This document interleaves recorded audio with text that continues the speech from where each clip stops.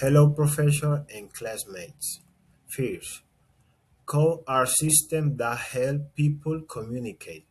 They are signs or rules that give meaning to messages. Second, codes have some characteristics. They are social because people share them.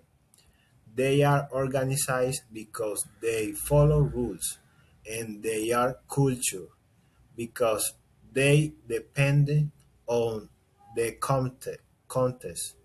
They are different types, like languages codes, non-verbal codes, and culture codes. Finally, I think codes are very important for social understanding.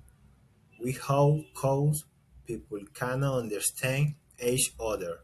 Codes help us understand words, gestures, and symbols in daily life. Thank you.